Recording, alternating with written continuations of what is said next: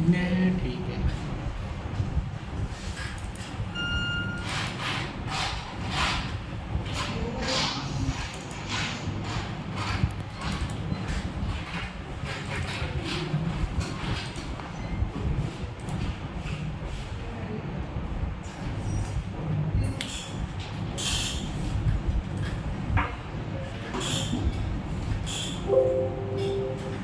सबसे पहले इसमें एक अलार्म देखो, क्या लिख के आ रहा है, one surface fail to shade at the current shading tolerance.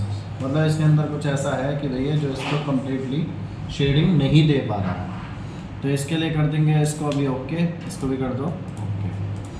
Block पे जाओगे, ब्लॉक पे जाके इसको कर दो कैलकुलेट, क्या कर दोगे कैलकुलेट करके कर दोगे इसको एक्सेप्ट। अब यहाँ पे देखो जी मॉडल कैसा है, सीधा तो है नहीं भाई, सीधा होता तो हमें ऐसी कोई दिक्कत होती नहीं। मॉडल क्या कम्प्लीटली क्या हो रखा है, टेढ़ा हो रखा है। तो अब इस टेढ़े मॉडल को सबसे पहली बात है सीधा कैसे करेंगे, और जब तक सीधा नहीं होगा तब तक तो हम अपना काम चालू भी नहीं कर सकते ना। कोई चीज़ टेढ़ी है तो उस पर उसी जगह पे तो काम हो नहीं सकता, वरना चीज़ भी क्या कटेगी, टेढ़ी कटेगी। अभी इसी के अकॉर्डिंग आप देखो तो ब्लॉक का साइज़ कितना आ रहा है, 221 बाय 212, इतने का साइज़ आ रहा है। मतलब इससे ये मेरा फालतू का मटेरियल है, मेरे को इतने का ब्लॉक मंगाना पड़ेगा। आई मेरी बात सुनने। तो यहाँ पे देखो सबसे पहले हम लोग क्या करेंगे, यहाँ पे ये चीज़ है ठीक है। तो यहाँ पे जाओगे इसको चेक करने के लिए मेजर पे, किस पे जाओगे मेजर पे जाके यहाँ पे आपको एक ऑप्शन मिलेगा लाइन पे जाके मेजर लाइन, क्या मिलेगा। अब यहाँ पे 2 पॉइंट सेलेक्ट करने हैं, एक पॉइंट ये हो जाएगा, इसके बाद दूसरा पॉइंट हो जाएगा आपका ये वाला। अब यहाँ पे देखो आपको सबसे पहले जज किसको करना है, एलिवेशन को। किस पे जज करना है, एलिवेशन का मतलब क्या होता है कि आपकी जो वैल्यूज़ है ठीक है, आपने जो लाइन खींची है अभी जो ड्रॉ करी है चेक करने के लिए, वो लाइन कितने टेढ़े में गई है। मिस्त्री को देखा घर बनाते हुए, उसके पास एक लट्टू सा रहता है ठीक है, जिसे टेक्निकली बोलते हैं साहुल बोलते हैं ना, वो उससे क्या चेक करता है, एंगल कि लाइन कितनी सीधी जा रही है, दीवार कितनी सीधी जा रही है, होता है कि नहीं होता। तो इससे भी क्या चेक करोगे कि आपने जो ड्रॉ करा है वो कितना टेढ़ा गया है। अगर 0 0 आया तो कोई दिक्कत नहीं है, वैल्यूज़ आ गई कुछ भी 0.1 भी आ गई तो भी मतलब इतनी लाइन आपकी टेढ़ी गई है। जब लाइन टेढ़ी गई तो लाइन को सीधा करना पड़ेगा। अब टेढ़ी लाइन पे तो घर नहीं बन सकता, तो मेजरमेंट कैसे हो सकता है, नहीं हो सकता ना। चलो जी फिर से एक बार रीचेक करते हैं।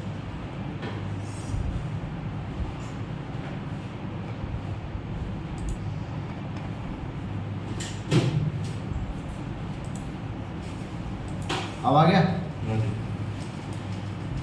अब ये क्या elevation from X Y plane कितना आ गया, 0 0। इसको 0 0 किया तो ये देखो लगभग 180 डिग्री होगी। ये कितना हो गया, 90। अगर आपकी वैल्यू 0 90 180 360 270 ये डिग्री आती है, तो मतलब क्या है इसका कि उस फेस पे आपका मॉडल सीधा है, उस एस्पेक्ट पे आपका मॉडल क्या हुआ पड़ा है ठीक है। आपका जो मॉडल टेढ़ा है वो आपके दूसरे पॉइंट होगा जहाँ पे अलग से वैल्यू दे रखी होगी ठीक है, जहाँ पे अलग से वैल्यू दे रखी है, जैसे कहीं पे 43 डिग्री दे दी, कहीं पे 45 डिग्री दे दी, कहीं पे 25 डिग्री दे दी, कुछ भी वैल्यू दे दी, तो उसका मतलब क्या होगा कि आपकी वैल्यू वहाँ पे इतनी टेढ़ी जा रही है। अब जैसे यहाँ पे देखो कितना डिग्री आ गया, 335 डिग्री आ गया, कितना लिखा है 335 डिग्री लिखा है ना, तो मतलब क्या है इसका कि आपका मॉडल 335 डिग्री नीचे की तरफ झुका हुआ है। चलिए मेरी बात। और ये क्यों 335 से क्यों आया, क्योंकि ये अब कौन से पॉइंट पे, मान लो एक पॉइंट पे मैंने टच किया है, दूसरे पॉइंट पे गया है, तो क्वाड्रेंट सिस्टम के हिसाब से ये कौन से उसमें पॉइंट में पहुंच जाएगा, 4th में। क्वाड्रेंट सिस्टम पता है, प्रथम श्रेणी, द्वितीय श्रेणी, तृतीय श्रेणी, चतुर्थ श्रेणी। दिखा देता हूँ तो पहचान में आ जाएगा।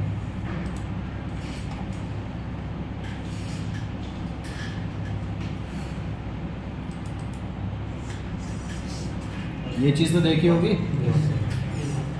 अब जैसे तुम्हारा मेजरमेंट यहाँ से मैंने यहाँ तक का खींचा था, तो वो कहाँ से कहाँ तक है, यहाँ से लेके यहाँ तक गया था ना एंगल के हिसाब से। तो ये कौन से क्वाड्रेंट में पहुँच गया? अब ये 0 से लेके 90, 90 से लेके 180, 180 से लेके 270, 270 से लेके 360, मतलब इस पॉइंट से लेके इस पॉइंट पे लेके गया, तो मेरा कितना एंगल मिला मेरे को? 300। अगर मैं इस लाइन को यहाँ से लेके यहाँ तक खींचता हूँ तो वो मेरे सेकंड क्वाड्रेंट में आएगा, यानी कि जो वैल्यू मिलेगी वो मेरे को 180 डिग्री तक के बीच में मिलेगी। दिखा भी देता हूँ।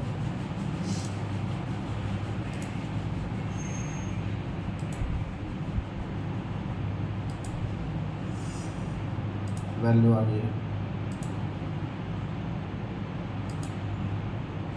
कितना आ गया? 001। और वैल्यू देख लो, मतलब जो वैल्यू मिलेगी मेरे को कहाँ से मिलेगी? 0 से लेके 90 से लेके 155 तक के बीच में मिलेगी। तो अभी 90 से लेके 180 तक के बीच में मिल रही थी, अब कितनी मिल गई? मतलब इतनी डिग्री में ये अपना घूमा पड़ा है।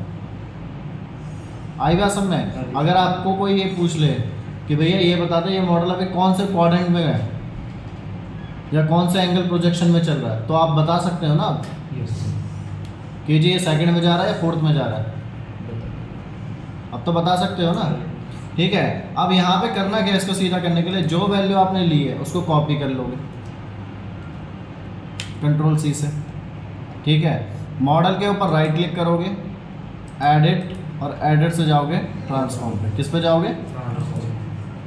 यहाँ पे एंगल रोटेट आ रहा है ना, तो यहाँ पे एंगल की वैल्यू जो तुमने कॉपी करी है आगे माइनस का सिंबल लगा के, क्योंकि ट्रांसफॉर्मेशन का मतलब क्या होता है? कॉपी करना, मिरर करना। तो मिरर का मतलब क्या होता है? जो चीज़ यहाँ पे पॉजिटिव है तो दूसरी साइड क्या आ जाएगी? नेगेटिव में, और जो नेगेटिव है वो क्या हो जाएगी? पॉजिटिव। ये चीज़ का ध्यान रखना है। अब यहाँ पे देखो ये हो गया, इसके बाद कंट्रोल V से क्या कर देंगे? पेस्ट। अब किसके अबाउट करना है? एक्स और वाई दे रखा है ना, तो जेड तो है नहीं यहाँ पे, और हमारा जेड क्या है फिर यहाँ पे? इनफाइनाइट है, मतलब कि हमें जेड के हिसाब से करना है इसको।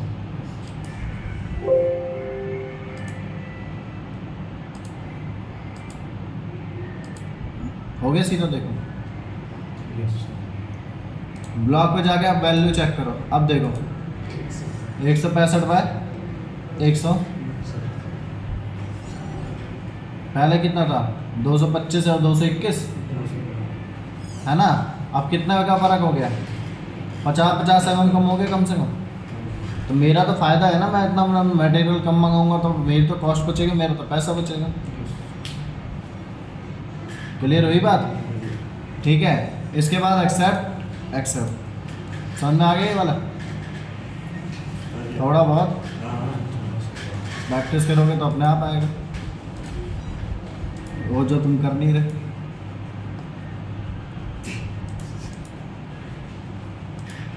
अब इसके बाद देखो भाई, यहाँ पे ये मॉडल है, अब तुम्हें क्रिएट करना ओरिजिन। तो यहाँ पे देखो right click work plane, create an origin work plane position using block. मैंने इस पॉइंट पर सिलेक्ट कर दिया। यहाँ पे राइट क्लिक करके क्या कर देंगे? ब्लॉक पे जाके कैलकुलेट और एक्सेप्ट। अभी देखो मेरा पीस मेरे को ऐसा चाहिए, ऐसा चाहिए ना, तो यहाँ पे जाओगे राइट क्लिक करके work plane editor, last time भी बताया था स्वैप एक्सेस के बारे में। तो यहाँ पे जाओगे स्वैप एक्सेस में, मेरे को जेड ये रखना है, एक्स और वाई ऐसे रखना है। टिक कर दिया, ब्लॉक पे गए, कैलकुलेट।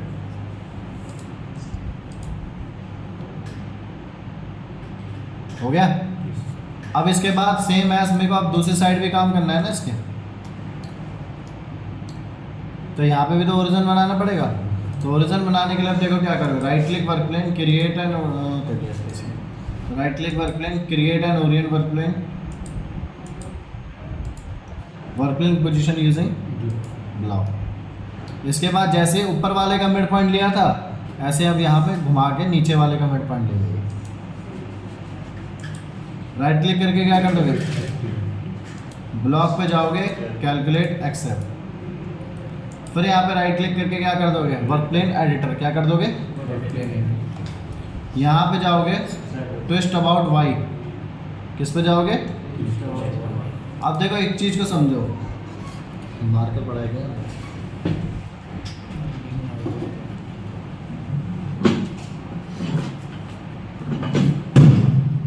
हाँ, यहाँ पे देख रहे हो क्या लिखा हुआ है? फ्रंट लिखा है, ठीक है। अब जैसे तुम्हारे सामने पहले तुमने यहाँ पे काम कर लिया, जो मैंने पहले वाले वर्क प्लेन लाया था, दूसरे वाले के अकॉर्डिंग क्या है, इंडस्ट्री सीधा ये बोलते हैं जो आपका फ्रंट है वो हमेशा फ्रंट पे ही रहना चाहिए, फ्रंट कभी भी बैक नहीं बनना चाहिए।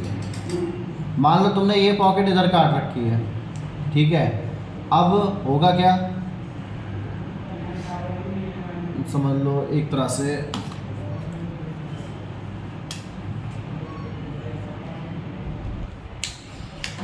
ये गोला दिख रहा है, ये गोला मेरे को यहाँ पे ही रखना है और इसी के थ्रू मेरा सेंटर होगा। तो मैंने अभी पीस ऐसे रखा, अगर मैंने पीस को ऐसे घुमा दिया, अब गोला कहाँ आ गया? आगे आ गया ना यहाँ पे, ये देखो, जबकि पहले कहाँ था? पीछे था, तो पीस तो वहीं पे ख़राब हो गया। और अगर मैं इसको ऐसे घुमाऊँ तो गोला अब भी कहाँ है? पीछे ही है। तो इंडस्ट्री सीधा ये कहती है आपका जो फ्रंट है वो हमेशा क्या होना चाहिए? फ्रंट होना चाहिए, फ्रंट कभी भी बैक नहीं होना चाहिए। आप लोग कॉपी देखते हो, अपनी नोटबुक्स वगैरह देखते हो, तो नोटबुक में आपने एक चीज़ कॉमन देखी होगी, आप हमेशा पेज को फ्लिप ऐसे करते हो, आप ऐसे नहीं करते। अगर ऐसे कर दिया तो काम हो जाएगा, अगर मैं ऐसे करूँगा तो मैं काम कर सकता हूँ। तो इंडस्ट्री भी सेम उसी तरह से है, आपको अगर काम करना है तो हमेशा उसको वाई के रिस्पेक्ट में घुमाना है। किसके रिस्पेक्ट में घुमाना है? ताकि वो वैल्यू वहीं के वहीं कांस्टेंट हो गया, बाकी वैल्यू उसको चेंज करेगी। तो यहाँ पे कर लिया 180 डिग्री, कितना वाई के अबाउट घुमा दिया, अब जेड आ गया ऊपर।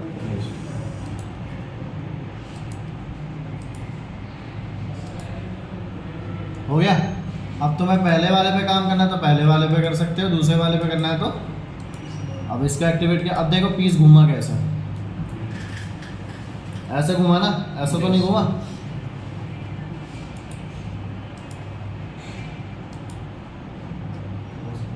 कोई दिक्कत? चलो जी, अब आगे ये चीज़ हो गई। अब मान लो मैं प्रोग्राम चलाता हूँ इसमें, जो ही मेरे को चलाना है।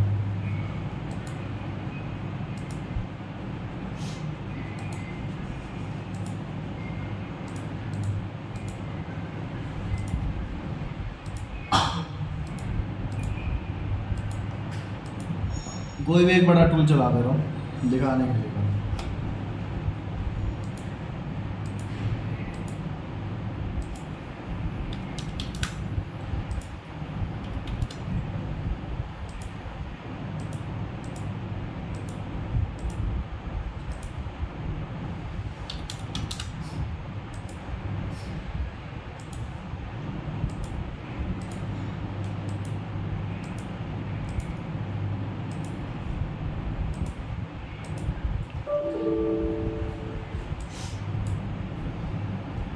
क्या अलार्म आ गया? Mashing error. मैंने आपको स्टार्टिंग में एक अलार्म दिखाया था ना सरफेस का, जो एक अलग से एक छोटा सा नोट लिख के आया था, ये शीट सरफेस है। तो उसके अकॉर्डिंग क्या था कि आप उसके अकॉर्डिंग अपना मॉडल बस देख सकते हो, प्रोग्राम नहीं बना सकते। प्रोग्राम बनाने की कोशिश करोगे तो वहाँ पर बैड सरफेस की वजह से आपके प्रोग्राम को जनरेट नहीं होने देगा। अब उस चीज़ को सही कैसे करोगे? अगर यह अलार्म आपको इंडस्ट्री में भी कहीं पे मिल जाता है, नींद आने लगी समझ, तो यहाँ पे जाओगे, देखो इसके बाद देखो क्या करना है आपको। यहाँ पे नीचे आओगे लेवल एंड सेट्स पे, किस पे आओगे? लेवल्स। तो यहाँ पे दो चीज़ें मिलेगी, एक जीरो, एक मिलेगा बैड सरफेस के नाम से। जीरो जो तुम्हारा भी स्टिल मॉडल है, बैड सरफेस जो इसकी वजह से क्रिएट हो रहा है। तो अभी मैं मॉडल को गायब कर देता हूँ। कुछ दिख रहा है आपको? यहाँ से वायर फ्रेम को ऑन कर दोगे, अब कुछ नज़र आया? एक छोटी सी चीज़ ने पूरे प्रोग्राम को रोक रखा। अब करोगे क्या? इसको सिलेक्ट कर लो, right click, edit delete selected.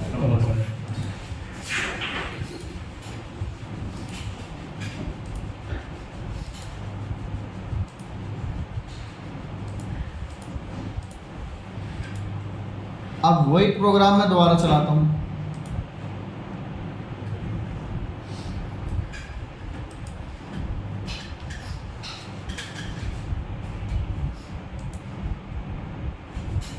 चल गया। तो इस तरीके से आप क्या देखोगे, अगर मॉडल में इस तरह से एरर आता है तो यहाँ पे सबसे पहले बैड सरफेस पे चले जाओगे। किस पे जाओगे कि भैया, और वाईफाई ऑन करके देख लो भाई कहाँ कहाँ क्या क्या चीज़ें का एरर आ रहा है जो मेरे प्रोग्राम को बनाने से रोक रहा है। क्लियर मेरी बात? ये था तुम्हारा जो एडवांस में था। कल लास्ट टॉपिक चलेगा डेल कैम का, ठीक है, वो है एनसी प्रोग्रामिंग का, ठीक है। और 4 दिन तुम्हें छोड़ रहा हूँ मैं प्रैक्टिस पे। फिर कल के बाद परसों से तुम्हारी मशीन की क्लास चालू हो जाएगी, बुधवार से। बुध, वीर, शुक्र, शनि, रवि, 5 दिन, ठीक है, क्योंकि संडे को चलेगा शायद, जहाँ तक है अभी सुनने में आ रहा है। तो संडे तक है, 5 दिन में मैं तुम्हारी मशीन की क्लास कंप्लीट कराऊंगा, ठीक है। जैसे ही हम दिवाली के बाद यहाँ पे आएंगे तो दिवाली के बाद मैं सीधा मैनुअल का प्रोग्राम चलवाऊँगा, जो तुम्हारी 2D के है। जिनका 2D रह गया वो 2D करेंगे, और जिनका 3D हो चुका है वो जा सकते हैं, ठीक है। तो या फिर दोबारा देखना है तो दोबारा भी देख सकते हैं, ऐसा कोई नहीं। बैड सरफेस का जो हमने वो डिलीट करा था, फिर हमारा टूल चलने का नहीं सर, ये बनाना पड़ेगा। चलेगा ही नहीं तो कितना भी बना ले, तो फिर वो काम कैसे होगा सर? बैड सरफेस हटा के। नहीं, वो भी तो कटिंग करनी पड़ेगी ना, जो बैड सरफेस है। तो डिलीट किया ना, सेलेक्ट कर लिया, राइट क्लिक करके एडिट डिलीट सेलेक्टेड कॉम्पोनेंट, ठीक है भाई। तो ये प्रोसेस चलेगा तुम लोगों का। कल कराऊंगा लास्ट टॉपिक एनसी प्रोग्रामिंग का, परसों से मशीन चालू कर दूँगा, बुधवार से। तेरे को लेनी है तो ले लेना, तुम्हारे सुबह की यही क्लास रहेगी, और 10 से 12 की मशीन तुम्हारे हाथ में रहेगी, ठीक है। अपना मॉर्निंग में आ जाओ और अपना चालू कर दो। क्लियर? चलो कल मिलते हैं, इसका प्रैक्टिस कर लेना।